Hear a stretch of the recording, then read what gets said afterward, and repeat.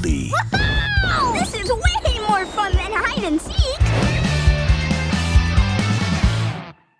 Cam Proctor with Big Gold Belt Media. Today we are here with Emily Brundige, who is the creator and executive producer of Goldie, the animated series coming February 14th only to Apple TV Plus. Emily, how are you doing today?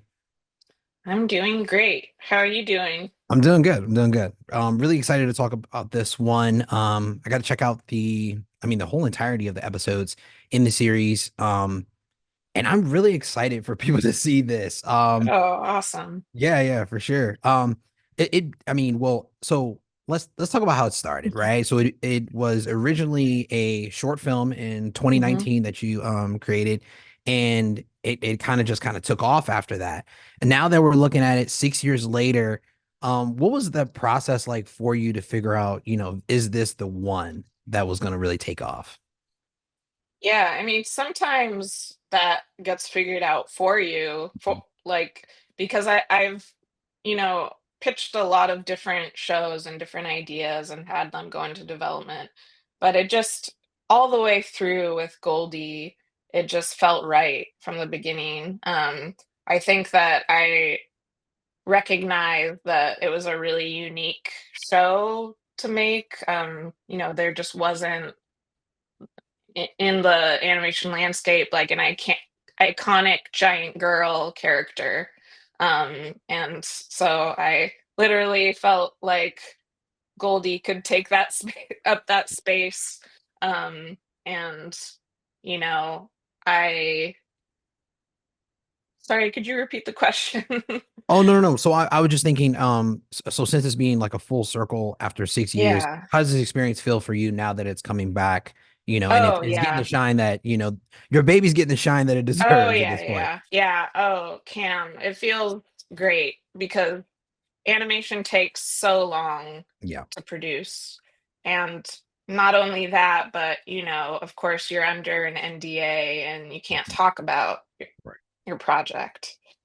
So I feel so relieved and happy to finally be able to share it with the world and for people to get to know Goldie and her sweet friends and her beautiful, idyllic town of Boysenberg. Yeah. Listen, I'm really excited for people to check it out as well. I feel like it's one of those feel good shows that every episode gives you something new, but it's also the same kind of positive message that you're getting every episode as well, which I think there's a lack of that in TV today. So I feel like easily this is something that, not only my kids, but a lot of other kids out there that are really going to gravitate to. Um, it's just going to be very successful. I'm excited for you and everyone that's behind it for sure. Thank you. I Yeah. love hearing that. Yeah, of course, of course. So let's talk about, you said the animation process is very difficult. What was the timeline like for you? I mean, you already had kind of the rough draft done with, in Yeah. 2019. So what was it like, having to put together these 13 episodes for Apple TV? Yeah. So even though we had the short as kind of a template Mhm. for the look of the show, we still had to go through our own internal development process, both with on writing the scripts, but also developing the look for the show, which is really like a more polished, expanded version of the short, elevated version. And so kind of figuring out also how we could elevate it from the short, like for example making Goldie's character design even more unique from cartoons we've seen, and kind of trying to differentiate it so it's not overly cartoony, it's Right. still a little grounded, um, things like that. Yeah.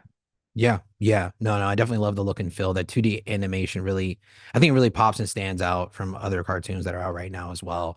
Um, so yeah, let's talk about, I guess, you every show that you've done or that I've seen you a part of so far as a creator or executive producer or even a freelance writer, there always seems to be kind of an underlining message. How important was that for you to put that in here for talking about not only the struggles of growing up, but also, different walks of life as well? Yeah, I mean, it was really important. It was kind of the whole crux of the show.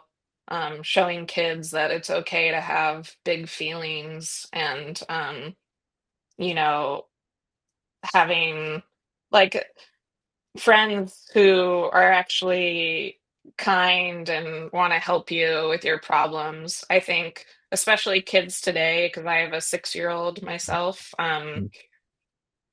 In at her school, like, kids are a lot nicer to each other Mhm. generally than past generations, Yeah. and there is kind of this positive, caring vibe to the way that Yeah. they interact with each other, and I feel like, if I can make that show that on screen as an ideal, a community like Boysenberg that takes care of each other. They all help take care of the town, Yeah. and a mayor who's more like a friend, Yeah. and very Yeah. personable. Um, yeah, just kind of wanted to create uh, something on screen that people would want and kids would want to escape to, and that it would make them feel warm and cozy. Yeah. Yeah, no, I agree. It definitely gives you that feels for sure. Even, just the first few minutes of watching the episode, like you said, with the levels of power being so close together with the mayor, being more like a friend, the older lady who's I'm not gonna give too much away, but she's there as well. But the friends that are all different in their own way, helping you along the way, I think is, a beautiful thing to see. One of my favorite parts of the show, I just say spoons. Spoons are hilarious right now. I loved it. Super funny. I really appreciate that. Yeah, yeah, of course, of course. I got to see an actual interview that you had maybe a few years back, and you were talking about as a kid you used to write letters to Disney and Oh. letting them know like, hey, I think you should do this movie or you should do a ride like that. I know you've worked on some productions that are through, the Disney company. Did they ever get back to you on it, or did you ever get a letter back from that, Well, or basically, I think what I've talked about is like as a kid, I really wanted to be Walt Disney. right, Like, right? I dressed up as him, for a report once at Oh, really? school, Wow, okay. but I wanted to call the shots at Disneyland, and um, I just really admired him for being such a just doing something completely new, like Yeah, creating Disneyland and those movies that really elevated animation.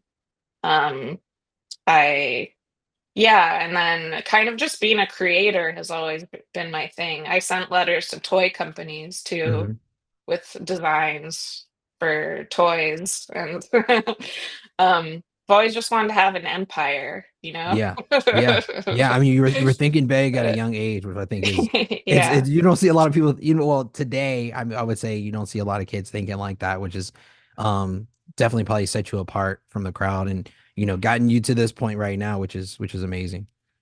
Um, let's see. So, okay, so I did see on your website that you had posted, I think you created this your own. It was Mhm. a Goldie figure, right? Oh, yeah. Oh, you got it, Here. gotta have it right there. Is there any talks out there possibly of merchandising Goldie after to see how this show does? That's a great question for Apple.